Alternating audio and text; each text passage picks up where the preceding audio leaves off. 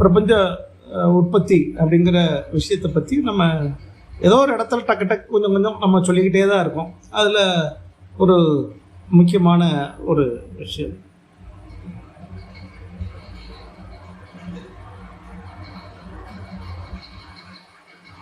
என்றுமே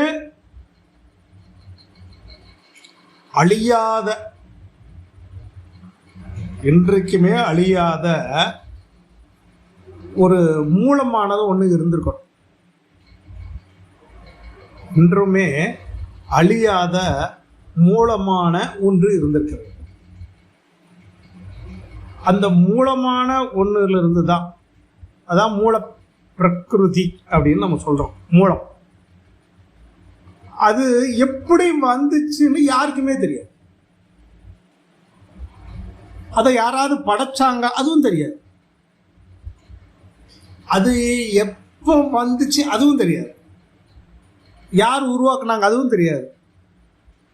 அதுக்கு தோற்றமும் தெரியாது. அது எப்போ போகணும் தெரியாது. அதுக்கு பேர் தான் மூல பிரகிருதி அப்படின்னு நம்ம சொல்றோம். இதுதான் ஆதி. இதுதான் ஆதி. இந்த ஆதி எப்படி இருக்கு? இந்த ஆதி தெரியணும், சரிங்களா? இந்த ஆதி, இந்த ஆதிக்கு பேர் தான் என்ன அப்படின்னு கேட்டிங்கன்னா மூலப்பிரகிருதி. அதுக்கு பேர் தான் ஆகாயம் அப்படின்னு பேர். அதுக்கு பேர் என்னது? அதுக்கு பேர் என்னது? ஆகாயம் அப்படின்னு பேர். ஆகாயம் இல்லாத இடம் ஏதாவது ஒன்று சொல்லுங்களேன்.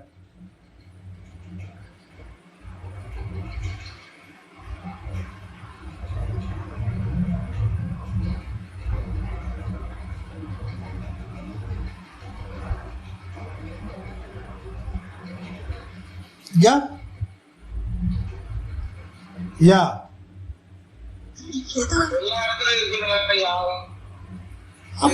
அப்ப எது மூல பிரகிருதியா இருக்க முடியும்? ஆகாயம். ஆகாயம் ஆகாயங்கிற ஒண்ணு இல்லாம எதுவுமே இல்லை. எல்லாவற்றிலும் பரவி இருக்கக்கூடியது எது? ஆகாயம். ஆகாயம் அதுதான் எல்லாம். அப்ப அதான் இறைவன். அப்படி வச்சுக்கோ. உங்களுக்கு ஒரு புரியுறதுக்காக சொல்றேன். But base.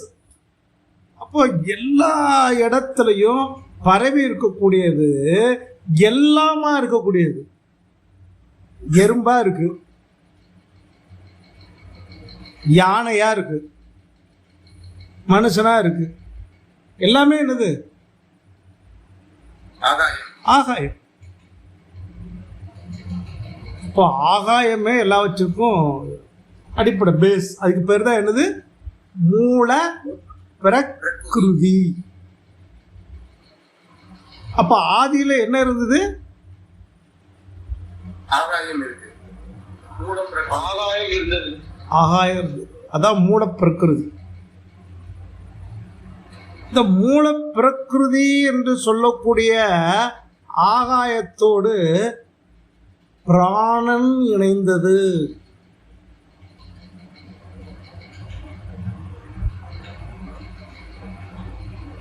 என்னது? பிராணன்.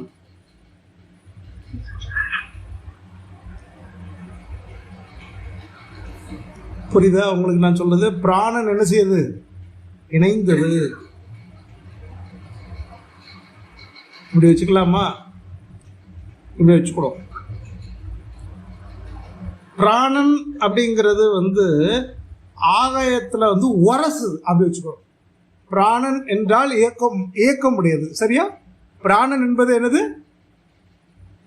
என்னது? இயக்கம். அதுக்கு ஒரு இயக்கம் இருக்கு. அப்ப அந்த பிராணனானது என்ன செய்யுது அப்படின்னு கேட்டீங்கன்னா ஆகாயத்தோடு உரசுகின்றது.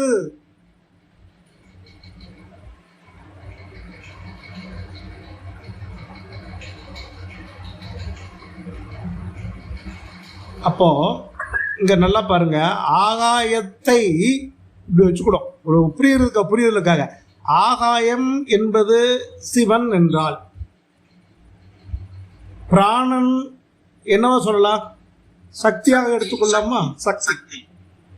சக்தியானது சிவத்தினோடு என்ன செய்கிறது? இணைகின்றது, உரசுகின்றது. அப்போ உரசுவதால் என்ன வருகிறது? என்ன வருது? நெருப்பு வருகிறது, உஷ்ணம் வருது. புரியுதா உங்களுக்கு? அப்ப நெருப்பு வந்த மாதிரியே இன்னொன்னு என்ன வருது? நீரும் வருகிறது, நீரும் வருகிறது. அப்ப நீர் வர்ற மாதிரி என்ன வருது? நிலமும் வருகிறது. புரியுதா உங்களுக்கு? எப்படி மூல பிரகிருதியிலிருந்து எப்படி வருதுன்னு இந்த விஷயம் உங்களுக்கு புரியுதுங்களா? அப்போ மூலம் அப்படிங்கக்கூடிய ஆகாயம் என்றைக்கும் அழியாதது, அது அப்படியே இருக்கும். அதோடு பிராணன், பிராணன் காற்று, காற்று வச்சுக்கலாமா? அப்படி அது வந்து என்ன செய்யுது? சக்தி. அது வந்து என்ன செய்யுது? இணையுது. அது வந்து ஒரு உரசுது. அது உரசுவதனால் அது என்ன செய்யுது? நெருப்பு. அப்புறம் என்ன செய்யுது? நீர். அப்புறம் மண் அப்படிங்கிற விஷயங்களை என்ன செய்யுது? என்ன செய்யுது? தோற்றுவிக்கிறது. இதன் வழியாகத்தான் அப்புறமா என்ன வருது? புல்லாகி, கூடாகி, புழுவாகி, மரமாகி, பால் பெருகமாய் என்ன வருது? இது எல்லாம் வருது. உங்களுக்கு புரியுதா? புல்லாகி, பூடாகி, புழுவாகி, இது எங்கிருந்து எப்படி வருது? இப்படிதான் வரும். இப்படிதான் பிரபஞ்சம் என்ன செய்யுது? உற்பத்தியை என்ன செய்கிறது? ஆரம்பிக்கின்றது. இதன் வழியாகவே எல்லா உயிர்களின் ஜனனங்களும் ஏற்படுகிறது.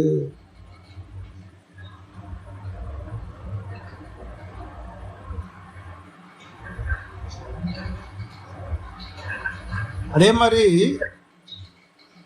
புரிஞ்சுக்கோங்க, ஆகாயம் என்பதை நம்மளால பார்க்க முடியுதா? தொட முடியுதா?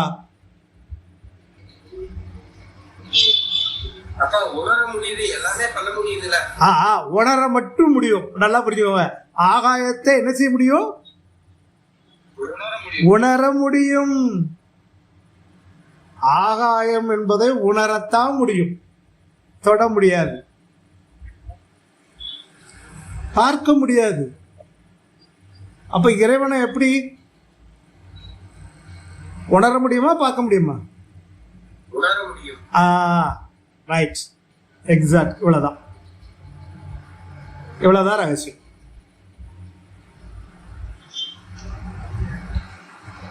இதுதான் அந்த பிரபஞ்ச உற்பத்தியினுடைய ரொம்ப பேஸ்டு, ரொம்ப பேஸ்டு. அவ்வளவுதான்.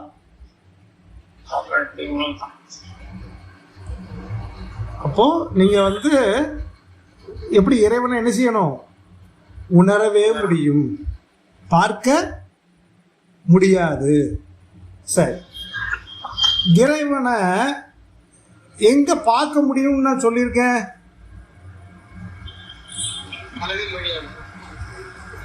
இறைவனை எங்க பார்க்க முடியும்?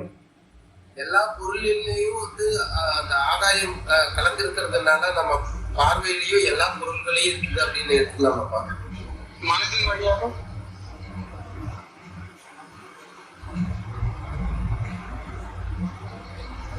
என்னப்பா ராஜெல்லாம் ஒண்ணுமே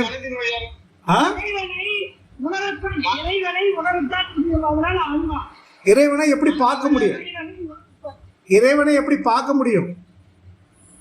உணர்ந்து சொல்லிட்ட. இறைவனை எப்படி பார்க்க முடியும்?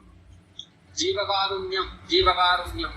இல்லை அதான் இல்லை அது ஓகே, அதெல்லாம் வேற. அது எப்படி பார்க்க முடியும்? மற்ற உயிர்களுக்கு உதவுறது மூலமா பார்க்கலாம். அது உணர்வு, அதை எப்படி பார்க்க முடியும்?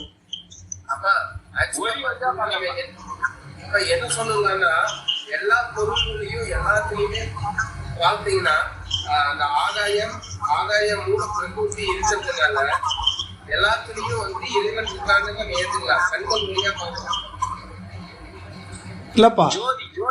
இல்லப்பா இல்லை உங்களுக்கு ஒரு இதெல்லாம் பிலாசபி அதெல்லாம் ஓகே. பட் நான் உங்களுக்கு ஏற்கனவே சொல்லிருங்கப்பா, இறைவன் என்பவனை நீங்க எங்கேயுமே வெளியே போய் என்ன செய்ய முடியாது, பார்க்க. அவனை எங்க பார்க்கலாம்? உனக்குள்ள பார்க்கலாம். நீதான் அவன். அகம் பிரம்மாஸ்மி, நீதான் இறைவன். நீ இறைவனை இப்போ இறைவனுக்கு உருவத்தை பார்க்க முடியுமா? நீ இறைவனை பார்க்க முடியுமானா நான் கட்டாயம் பார்ப்பேன். என் கண்ண முன்னே குருநாதர் உருவத்தில் பார்த்துருவேன். இல்லை என்னையவே நான் பார்ப்பேன்.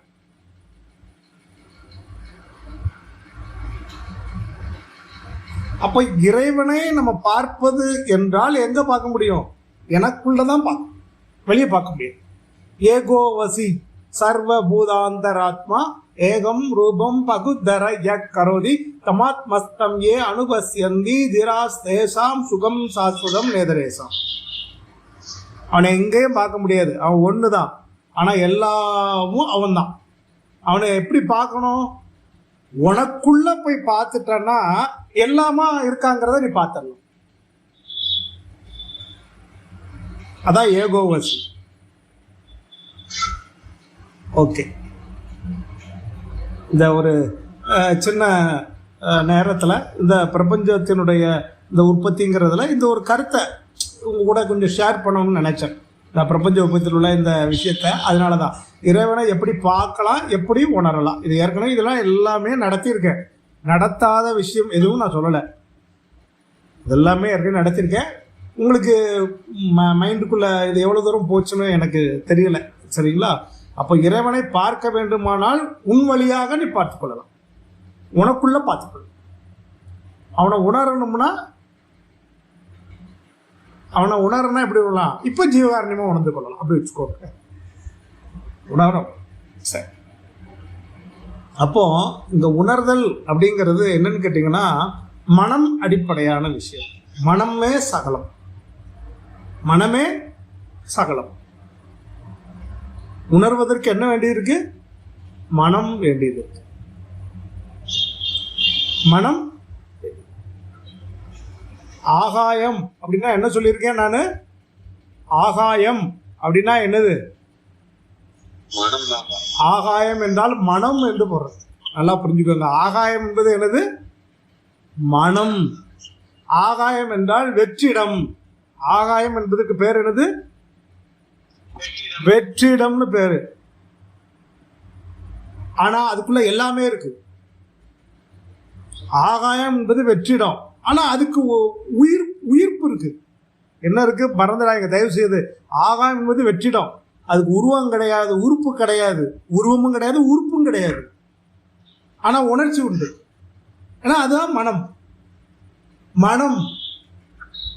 ஆகாயம் வேறல்ல, மனம் வேறல்ல, ரெண்டும் ஒண்ணு.